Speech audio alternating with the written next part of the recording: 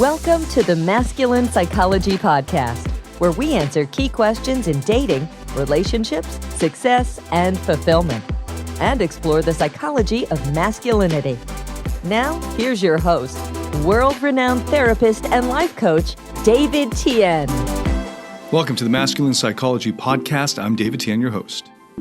In this episode, I'm going to be getting into the details of what healthy growth looks like and what the therapeutic process ought to be like. This is super important because there's a way to grow that's actually enjoyable. The therapeutic process ought to feel great. Now, you might have heard that the whole point is the journey itself, not the end goal, that it's about embracing the process. You might have heard this especially around fitness, that if you don't enjoy exercise or enjoy the workout, you're not going to stick with it. And those people who are just motivated only by getting the six-pack or losing X amount of weight will either fail because they're going to drop out, or they might just sacrifice their enjoyment and work really hard to get there, but then it's not sustainable for them. And they're just going to go back to their weight that they started at or the condition that they started at because they never learned to enjoy the process. It's the same with any area of life. If there's any kind of change or transformation you're after, it's really about the process. And it's especially true when it comes to the therapeutic process because it starts from self-acceptance. Now, I've done a lot of episodes already on the importance of self-acceptance, on the importance of radical acceptance, so I recommend that you go and listen to those after this one. In this episode, I'll be addressing how the entire therapeutic process can be enjoyable and ought to be something that you undergo for its own sake, not just so that you can become healed or better or fixed, as if there were already something wrong with you and you were broken, and this therapy is supposed to fix you so that you're normal now. That's not the right approach.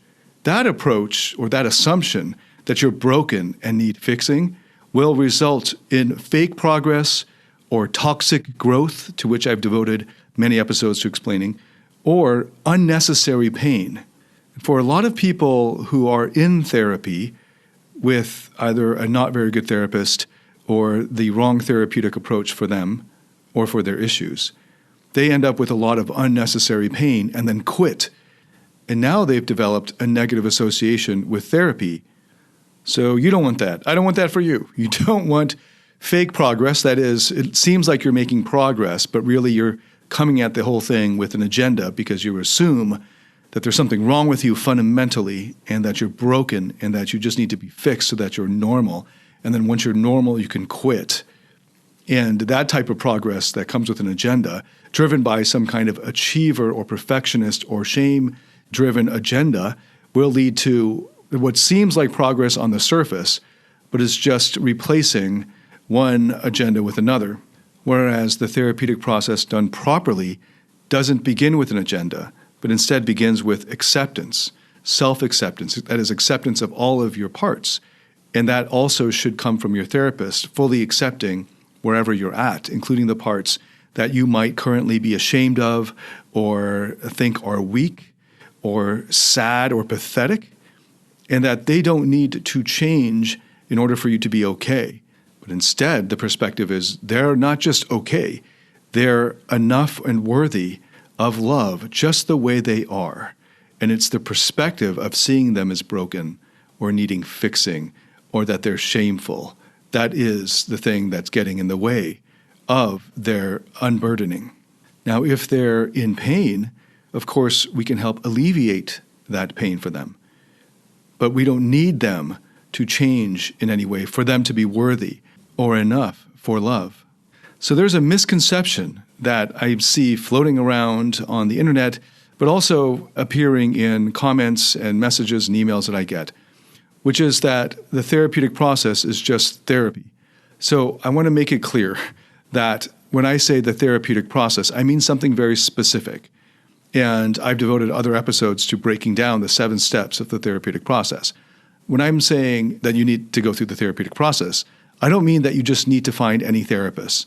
As recently as a year ago, I was referring people to the IFS Therapy Directory, which is still the best directory for finding a therapist that I know of. And I was referring people to the IFS Therapy Directory and giving them just basic tips and guidelines for, finding a therapist that might fit them. I, in fact, made an entire episode devoted to the best guidelines and advice that I can give for finding a therapist that suits you, to find the best fit for you for a therapist. All of that advice still holds, but I find that many people don't listen to that episode, and instead they just hear when I say, go through the therapeutic process, they think, oh, I need therapy, and then they just go find a therapist.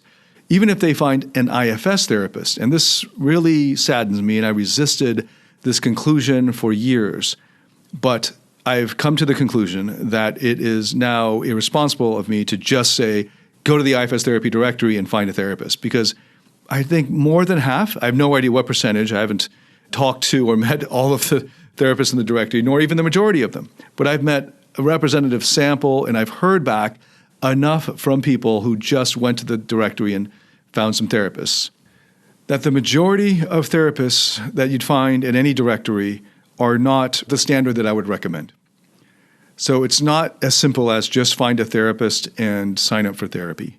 I still think the IFS Therapy Directory is a great place to start, and if you know what to look for and you take the time to dig into their websites and their blogs and learn a bit about their profile and their about me and all of that, you can narrow it down so that you have 3 or 4 or 5 therapists that you think have the potential of being a good match for you. And you can copy and paste emails to them to see if they have availability and to start your first session with them and then see what the feel is with them. But I know that most people have so little experience and knowledge about psychotherapy and what therapy ought to be like, that they have very little basis for judging or evaluating whether the therapist is a good one or is a good fit for them. So now I'm a lot more cautious about directing people to just find a therapist. It doesn't work. That's not what I mean by the therapeutic process. I've seen far too many messages and emails and people that I've met who have gone and just found a therapist and told me about it, that I would not recommend the majority of therapists out there. And that saddens me and it pains me, and I wish it were as simple as go to the directory and research and find someone that works with you, but I now no longer recommend that because most people don't have the basis for cultivated intuition or the knowledge or experience to have an informed judgment about whether the therapist is a good one or a good one for that person. Now what I recommend is that you go through one or more of my therapeutic courses, because by the time you get through it, you'll have a much better idea, you have the background, you have the knowledge of what ought to be happening, and you'll have gone quite a fair way through the process already in the guided meditations and guided meditative exercises and so forth. These courses include Freedom U, Rock Solid Relationships, Lifestyle Mastery, as well as the smaller courses like Heart, True Self, Purpose, Drive, Core. If you start there, then you'll have a lot more knowledge, experience, and background to make an informed judgment about whether the therapist is a good one, and especially a good one for you. In this episode, I'm going to be responding to a listener comment where he is sharing what it's like for him to be going through the therapeutic process. And I gave that context just now about how when I recommend the therapeutic process, I don't mean just find a therapist and do therapy. And you'll see why as I do a breakdown of his question and respond to it. Okay, so this question comes from CC, is his name on YouTube, and he writes this. It's a pretty long post, so I'm going to be truncating it. So here's the abridged version. What can one expect during, in all caps, during, the therapeutic process? I've been going through the therapeutic journey with IFS and most recently EMDR as well, and I've noticed a lot of deeply suppressed feelings have bubbled up aggressively. Self-confidence issues, self-esteem issues, fear, being scared, ... I've even had episodes of crying deeply alone because I'm finally processing old memories that have been suppressed for so long. I'm acutely aware that I've always felt these things, but I was much better at hiding them in the past, pushing them down. Are these feelings expected to taper off fully through the therapeutic journey? Is the fact that I'm diving headfirst into these feelings and that it's taking time to resolve or accept them the reason why I feel a noticeable negative change in my outward projection of self-worth, self-esteem, and self-confidence? Outward projection. Admittedly, I've resolved or accepted a fair bit of those negative beliefs. So he's switching from feelings now to negative beliefs. But the negative beliefs that still linger are near impossible to hide now. They're no longer suppressed. They're seemingly in the forefront of my actions and behaviors on a day-to-day basis. Okay, so that's the background, and he asks some more questions. I'm very curious what your experience was going through, as well as still going through, the therapeutic process, as well as for some of your clients. I actually shared, for the past 2 episodes, client stories, basically devoting both of those episodes to client stories. So I recommend CC go through those. So returning to his post, did you have all-time lows? Did you grieve hard, and did that take a while to accept and move on from? Do you have any tips to potentially help your listeners in trusting the process more? Hopefully I conveyed the gist of my point, which is what is to be expected emotionally during the therapeutic process, the good, the bad, and the ugly. I imagine this will allow one to trust more along the way. Okay, thank you very much, CC, for your question and your comment on a previous episode. And this comment inspired this entire episode. So another point I want to make on the side here is that I do respond to comments. So please let me know what you think about any of the episodes. And if you have any questions, I'd love to get them. So let's back up. So he starts with, I've been going through the therapeutic journey with IFS as well as EMDR. And he's now dealing with what he calls bubbling up aggressively suppressed feelings. And now I'm going to translate for him where I think what he's saying is now he lacks confidence, self-confidence. Now he has what he calls self-esteem issues. I assume this means that he feels insecure, he feels not good enough, not worthy. He feels fear, and he's being scared. It's not clear what he's scared of. And the whole entire post is incredibly vague. And I'm assuming that has to do with the fact that he's struggling with shame, and so he doesn't want to get specific about it. But until we get specific, I can't give better advice as long as it's at that vague, superficial level. But I'm going to just fill in the blanks here and assume that it's one of the more common issues, including his negative beliefs that he never specifies, and that these fears and these beliefs and these feelings have to do with not being good enough. And as a result, he has what he calls issues. In other words, he lacks now self-confidence, he lacks self-esteem, and he's scared. I suppose he's not scared of ghosts or of a big bad person coming after him, because those could be true if he experienced any kind of childhood abuse or sexual abuse trauma. I'm assuming, because he didn't mention those more specific issues, I'm assuming the fear and being scared has to do with not being good enough, and I assume that's linked to the confidence and self-esteem. Okay, so now in between sessions, he's kind of a crying mess. So you read a lot into the wording that a person uses to describe their issue. So he says, I've even had episodes of crying. This is somehow extreme that you would cry deeply alone. So I can already see that he's resisting crying. He thinks that, so for him, right now, as of the writing of this comment, he thinks that the crying is a bad thing, and he is not enjoying it. He's also not supported in this process. So this also, I don't know what's happening in your IFS therapy. It seems like your IFS therapist, is going too fast. And it seems like these are exiled emotions that are coming up unsupported too early. It seems like they're too early because you're not mentioning your true self. So it's really important that you don't proceed to work with exiles until you have enough self-energy online in the client. So at the beginning of the process, the therapist stands in for the client's true self, assuming the client doesn't have enough of usually we use as a rubric 8 characteristics of the true self. Those are curiosity, compassion, confidence, courage, centeredness, creativity, clarity. So you see the reasons why parts are feeling this way, and you have the sources of them and the childhood events or the traumatic events that led to them. And the final C is connectedness. Now, some IFS therapists get really excited about working with exiles because this is the most dramatic, generally speaking, the most dramatic part of the process. This is when The client cries, feels lots of emotion, and therapists feel like they're doing work here. And they often then just rush to this unburdening process. Part of it also is that in our training, the most difficult part of the process that we're being trained in is the unburdening of exiles. Maybe not difficult, it's the trickiest. It involves the most steps, and in the certification process and in kind of the evaluation process, the trainer is looking for whether you can do an exile unburdening properly. This is also the trap for people who are doing self-therapy. They're doing therapy on themselves by reading books or manuals on IFS, and they just rush to work with exiles.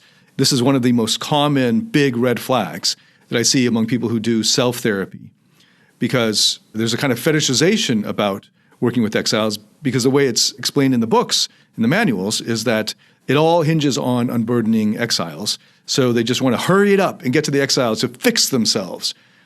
So whether it's coming from your therapist or you're doing self-therapy and you end up in this situation, you'll know you went too fast, and now you have unsupported, disconnected exiles who don't have the leadership of the higher self within, right? Because in between sessions, maybe during the session, you're held by the therapist, metaphorically, where the therapist holds the space for whatever the exile is processing. But then in between sessions, your own true self is not online, or there's not enough of space or leadership of your true self. And as a result, your exile is just out there in pain. So go slower. Maybe you might want to find a more experienced therapist and appreciate the importance of your protector parts. Now, you mentioned them in passing, and here's where I see some of your protector parts. So here's where some of his protector parts were doing work that was important for him to get on in life, to keep his job, to make money, and to be out there in the world without having these painful feelings always, how did you put it, like bubbling up aggressively, right? So what were some of these protector parts doing? You've described it. They were suppressing these old memories that now are just overwhelming and preventing you from focusing on your job. Here's some other things that they were doing. They were pushing them down. They were pushing down these feelings. You said, I was much better at hiding them in the past. That's because some of your protector parts were hiding them so that you can get on in life. They were in charge of your outward what you call your outward projection of self-worth, self-esteem, self-confidence. I love how you put it that way, your outward projection. This is straight up persona, right? So you had a sense that underneath it all, you had all this pain and fear. But these protector parts were protecting from the fear overwhelming you, your system, and were putting out a good act so that you could perform well and operate well at work or school or with your friends, and you could have a life. And now it's come to the point where you recognize, I assume because you've gone to therapy, that there's more underneath it that is being repressed. And the IFS process should be appreciating and acknowledging those protectors. So your therapist should be, because it seems quite clear that you don't have enough yet of your true self online to support you between sessions. So at the beginning and end of each session, if you are going to do any work with exiles at all, and I do recommend that you shouldn't actually do that yet, you should just be devoting this time to getting to know your protectors and giving them tons of appreciation and acknowledgement for all the hard work they've done in your life and how important they are for you to hold down your job or whatever it is that you're doing.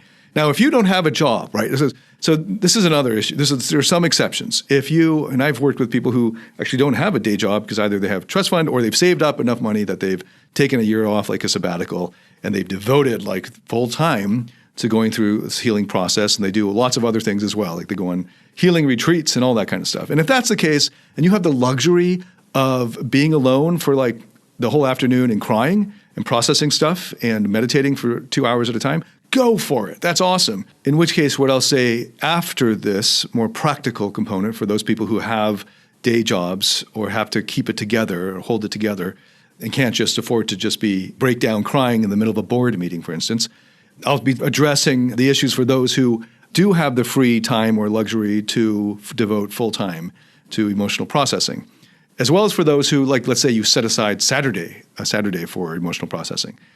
But speaking to what CC is writing about here, he is scared now because he can't bring it back. He can't rein it in. So it's important to give your protectors permission that whenever they feel like it's going to be overwhelming, they can resume their jobs. Now that's IFS speak, and if it's done properly, that's all you really need. It's just allowing the protectors to come back in and sew things up, so to speak, and let the exiles know, if you did work with them, that you'll be back next week. And to go very slowly and gently, so that we're not just forcing the protectors aside and thrusting open the door to the basement and these exiles burst out, and it's now a week of being overwhelmed completely with all these memories and so forth, right? And that's one of the worries if EMDR is not done properly, because what EMDR will help you do is access repressed memories very swiftly. So there's a whole holding process for EMDR to be done properly. Otherwise, it just leaves you as basically kind of a mess.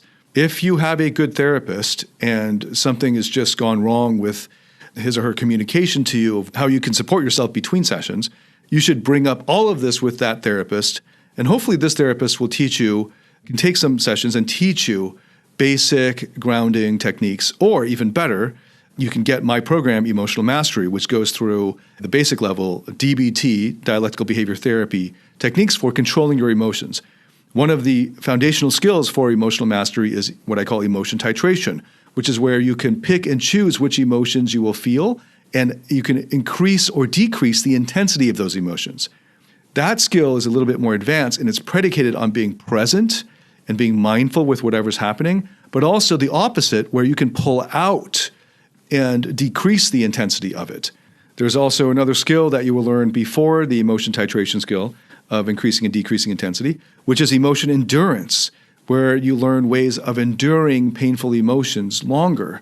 And hopefully you'll be able to endure them long enough that you can flip that switch into actually enjoying even what you previously considered to be painful emotions. If you have succeeded in fitness to any degree, this will be very helpful as an analogy. So imagine, as the analogy goes, as I mentioned earlier, someone who just hated working out, they're obese, let's say, and now they'd like to lose the fat and get to a healthy weight. But they hate the actual workouts themselves. And they hate the feeling of their lungs gasping for air. They hate the feeling of the blood pumping through their muscles as they're lifting weights and so on. They just hate it. And they can't endure it for very long. And so you might see these people in the gym where they have a trainer and they keep telling the trainer, okay, no, that's enough for me. And of course, those people aren't going to get very far. A good trainer will take them just beyond their limit, so you don't want to overdo it. But yes, you will have to embrace how it feels in the body to be working out. And for those who haven't embraced that feeling yet, believe it or not, it's possible.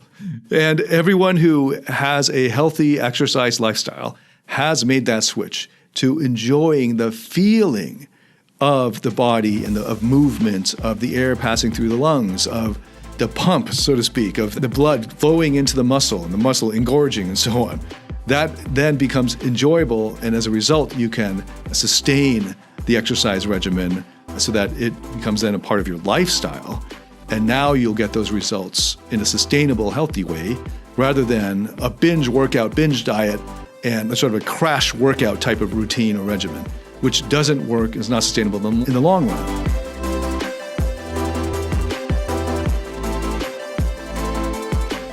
Do you struggle in your interactions with women or in your intimate relationship?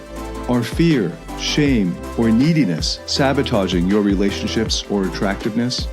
In my Platinum Partnership Program, you'll discover how to transform your psychological issues, improve your success with women, and uncover your true self. Get access to all my current and future online courses by applying for the Platinum Partnership today at davidtianphd.com/platinum. Too many people now are approaching therapy with a kind of quick fix mindset where they haven't flipped that switch or haven't learned how to enjoy the emotions that they're not used to feeling. There are whole other styles of therapy like DBT therapy, which works very well with IFS therapy. The DBT therapy helps you to endure the emotions that you will have to go through in order to process and heal from trauma. I recommend my program, Emotional Mastery, to which I'm still adding content. I've got 2 years worth of content already lined up for it, and we'll be layering on more content from IFS, from nonviolent communication, from CBT, and all kinds of other approaches to therapy. But right now, it's heavy into the DBT therapy, and I highly recommend it so that you can support yourself in between sessions, because when it gets too overwhelming, you know what to do to reduce the overwhelm. In IFS speak, if you get to know your protector parts very well and you know where they reside in your body generally, and you have a relationship with them and you're connected with them, you can just give them permission to step back in, and they can just resume their role as they had before. This is especially important in the beginning, while you're still making room for your true self to come more fully into your life, into your system. Really, responsible IFS therapists will wait until you have enough of your self-energy and self-leadership on a consistent basis before going to work with your exiles in any kind of substantial way. Because if you just jump to working with exiles and there isn't very much of the client's true self online yet, then in between sessions, it's just going to be a mess because the exile won't be supported. There's a reason why the exile is exiled or was exiled, because otherwise the child, you, would have been overwhelmed and would not have been able to perform at school or in day-to-day life. So then the protectors showed up, and they have a very important role. So in the beginning could be a year or 2 years or more, depending on the level of trauma that we're talking about and how long you've been operating in that way. So generally older clients will take longer to get to know the protectors because the protectors have been in that role for so much longer, and the system is just used to operating in this way. So protectors are super awesome parts.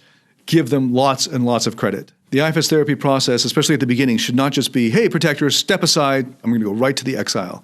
That, in my opinion, is not a responsible way to do the process because it leaves the client unsupported in between sessions.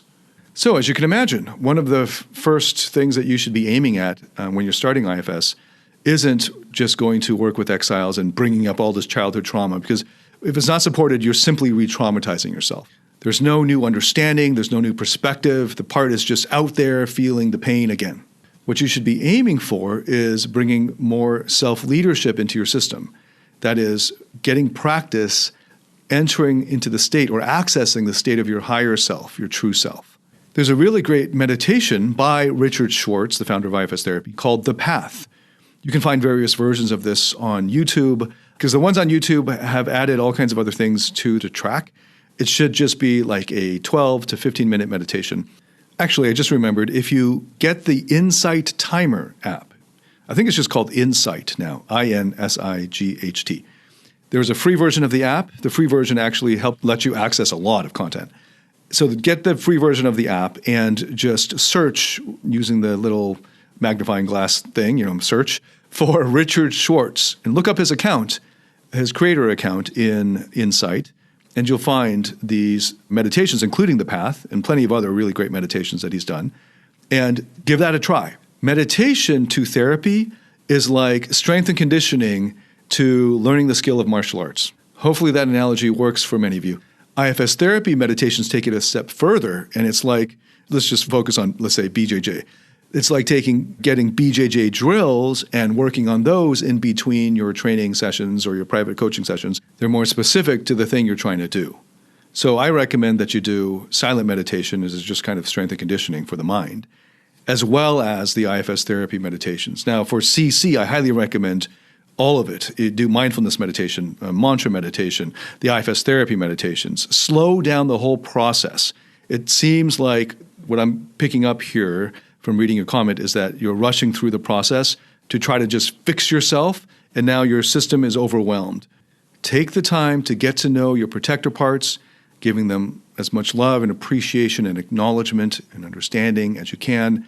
Get to know how and why they came into the roles that they did, and appreciate their role historically in your life, and give them the permission to take over as they feel necessary. And right now, it seems like, as you're writing this, it's a protector part or protector parts that are freaking out, that you're not able to operate in your day-to-day life anymore and project this, what you call outward projection, this sort of persona, this veneer, this outward mask of self-worth, self-esteem, and self-confidence.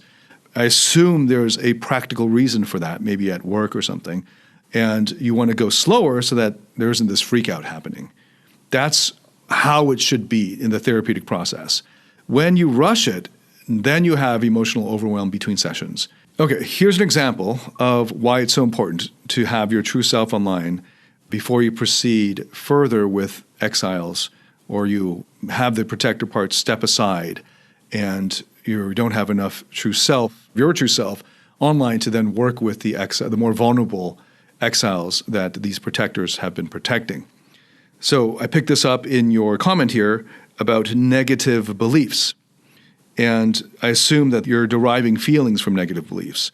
You don't specify what these beliefs are, but I assume they have something to do with self-worth, self-esteem, self-confidence. So maybe it's something like, I'm not enough, or I'm not good enough. I don't know the story behind those yet, and I would need to know the story behind them to say anything further to support you. So I'm going to just address this more generic negative belief, which is like, I'm not enough. I'm not enough for love. And that's a belief that all of us have struggled with at some point in the past or are currently struggling with. So one of the benefits of coming to a part of you that is a vulnerable part of you that is holding this belief, one of the benefits of coming to that part as your true self is that you have clarity. You know what the truth is about what it takes to be worthy of love. And not only do you know it, you feel it. As a result of not having enough of your true self online, you don't know it or feel it. Now, you might know it intellectually, I suppose, but you don't have the experiential knowledge, or you don't have the feeling to back up your intellectual belief. The true self of your true self does. And until your true self is there in your system, it's best if you allow the protectors to come back and do their thing. When your true self is in leadership of your system, you can simply be led by the truth. I have intellectual protectors who can help with that because they also know the truth, and the truth guides them in how they ought to feel. Just like your negative beliefs guide your feelings, the positive beliefs guide your feelings. And you're going to need to come to grips with, or come to terms with, what it takes to actually be enough for love. What does it really take for somebody to be enough for love? Now, I've devoted dozens of episodes to achievers, because I see so many achievers, and the achiever mindset, which has as one of its assumptions that in order to be enough for love, you have to achieve all this stuff. And that view is actually monstrous. Now, it might have come from your parents, so you just accept it uncritically. But it's now time to criticize it, to come to it with critical thinking. What's it take to be worthy of love?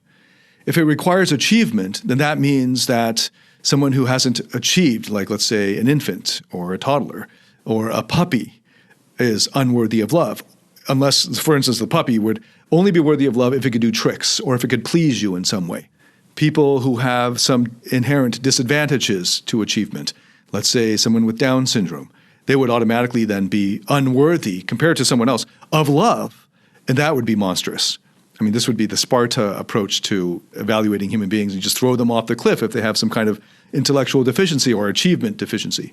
Follow the logic far enough, and hopefully you will be smart enough to come to the conclusion that this is monstrous. Like if anything's evil, that's actually evil. This view has led to the kind of evils that we've seen in those extremes of fascism and so forth in the 20th century. And I've devoted, as you might predict, entire episodes to what it takes to be worthy of love.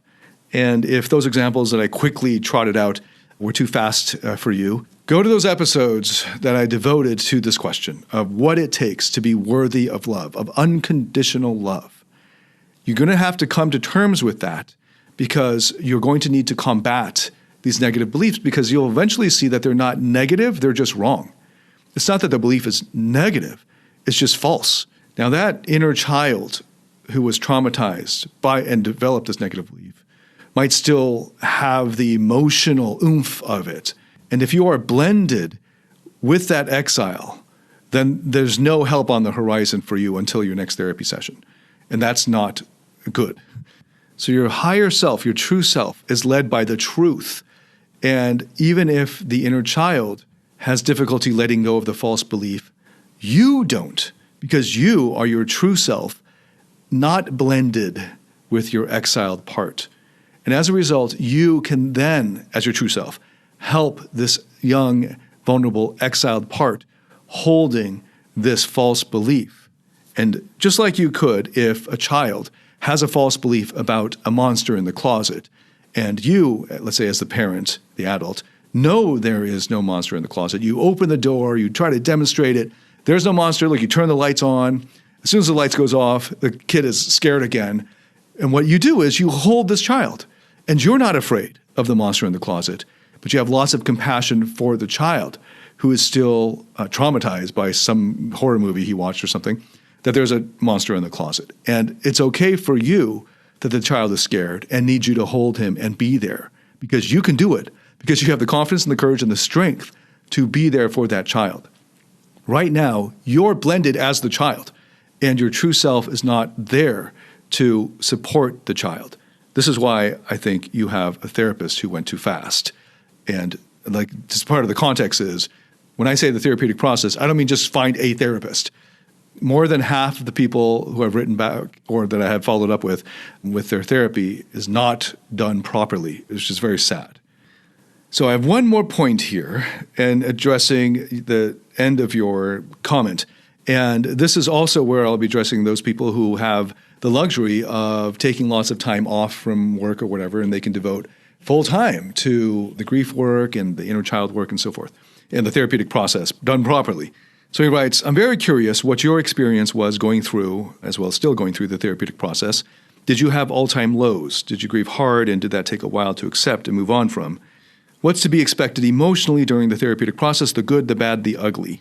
Okay, so this might come as quite a surprise to you and to people who are going through therapy done poorly, but I had no ugly or bad in the therapeutic process. Every moment of it was glorious for me. The years and years of it still now. And there's a great concept to help illustrate this. I found a book written recently by Susan Cain, the author of the book on introverts. And this book that I'm referring to is called Bittersweet. I highly recommend it. It's beautifully written as well. Bittersweet. And she puts in a poetic way how I have been trying to convey for years how beautiful sadness is as an emotion. Now, sadness can be very painful if you resist it. And this could be because of toxic masculinity that says, to be a man, you got to be a tough guy and have no emotions and show no vulnerability, blah, blah, blah, right? So hopefully if you're following this podcast, you don't subscribe to that, and it's just obviously wrong. But you might have the vestiges of it, and so you might be resisting the emotional processing. I resisted it for the first year and a half. It was hard for me to access these vulnerable emotions, especially sadness, and to do the grief work, because I had so many intellectual parts that would just kick in and start analyzing. And my therapist at the time was incredibly skilled with helping people like me, achievers, access sadness. And he would point out when I do something with my eyes or my face, when I was just about to cry, and instead I started to analyze. And I asked him a question like, that's interesting, or, oh, that's fascinating. And I started analyzing. He said, okay, what he would do is he'd stop me. And eventually, I think maybe a few sessions into me doing this, he eventually would just tell me straight up, it's great that you have these intellectual parts, but whenever they're asking these questions and in this mode, we're not actually doing any work here. And by that, he meant we're wasting our therapy time. And I took that to heart, as in, for me to kind of get the most out of the therapy, I have to be feeling, not thinking. Thinking is a different mode, and that's something you could do over email exchanges or whatever, or if you want to debate professors or whatever. We do that all the time. And I had to learn to help these intellectual parts. I had to know when they were coming up and then to stop them. I was able to stop them by just changing my physiology. If I knew when I was doing something with my eyes, and then later I was getting good at spotting the thoughts that were leading down that road. And I would just stop those thoughts, and I would notice them. Because I noticed them, I can now stop them. And then I would go back to the physiology that I had just before. So that might be hunched over, looking down, and I'd start to think about what I was thinking about before. So I would just bring it back. And this is something that I was training already in normal meditation. In normal meditation, you get something to focus on, whether it's your breath or a mantra or whatever. And when your mind wanders, you just gently bring it back to the thing you were focusing on, whether it's your breath or your mantra or whatever. And you do that over and over gently with no judgment for, whatever, 20 minutes. So I got really good at just bringing it back to the emotion and staying with the sadness. Now, there was no judgment about the sadness. The sadness was a good thing, first of all, because it meant that I was doing the right work. So my achievers were like, yay. But also, I had done enough research and learning at this point to have this understanding, and I was mature enough, having at that point discovered unconditional love flowing out of me for my goddaughter. And the first time I noticed this consciously was when she was around 2 years old. I'd started loving her since the moment I held her in my arms. And I was able to access that, and she was sort of the gateway and sort of like the training wheels for me to be able to discover my true self and that clarity. So I never had these vulnerable exiled parts left alone in their pain without this higher perspective of what it all meant, and without a higher perspective that it was okay. I never felt the fear of these exiled parts in the sense of from within, because I already had that perspective. So if my parents were really bad to me at that point, or traumatized me in whatever way, or I was bullied and this painful thing happened, or whatever it was okay because I had this higher perspective of how it was in fact okay. And even more, how it has contributed to me being me now and has turned into something good. I already had these perspectives and this clarity because I was able to access this more mature, wiser self. And that wiser self was there for the inner child parts that were feeling this pain. And because I was strong and confident and courageous, I was able to hold their pain and embody it and let them embody me so that I was crying. Let me share one quick story to help illustrate how this would work. So towards the end of my time with this therapist, I had gotten very experienced, in my opinion, with accessing, going to the sadness for my own traumatic events and memories and so forth for myself. And I was able, as a result, then to heal from those. The therapist also played a major role in giving me his view from his higher perspective, his wiser, more mature perspective of how painful it was and how things were wrong and it wasn't my fault and so that sort of thing. So he was able to guide me through that. His higher self was able to kind of midwife my higher self to take leadership in my system so that I could be there more easily for these more vulnerable parts in me, these inner child parts. The inner child parts are not just running rampant like they are right now for CC, unsupported. I had support not just in myself, but also from a loving therapist who was giving me a more mature, wiser, loving perspective and holding the space for whatever emotions any of my parts were feeling. But I still had this challenge so this is quite personal, my younger sister, her husband passed away in his mid-30s, and it was not completely unexpected. He had very advanced cancer and had been battling it for years. But the timing of it was completely uncertain. And when it happened, she just sent an email saying he has passed. And I had the most flexible schedule out of all of the siblings and extended family. So I had my wife and I were basically just digital nomads at this point. So we just booked a flight in the earliest we could and flew over there. And because it was so last minute, we had to take a really crazy itinerary that had us crisscross the world basically to get there. And I had achiever parts that were happy to spring into action and help her organize the memorial service and the funeral and to make arrangements for her 2 young children that he had left behind as well. And so then because of all of this, like arranging the travel, helping her make all these other arrangements, the organizer parts, and making sure everyone had to travel in from both sides of the family. No one in the family lived in the same city she was in.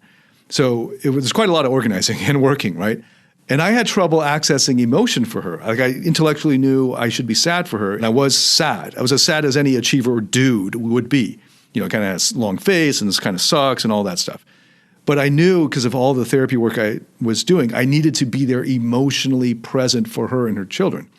And I was telling my therapist, I know intellectually, but I'm having trouble accessing the sadness. And he led me through a very simple process to see her, my little sister, as a little girl, and that this was not what she had dreamed of and wanted.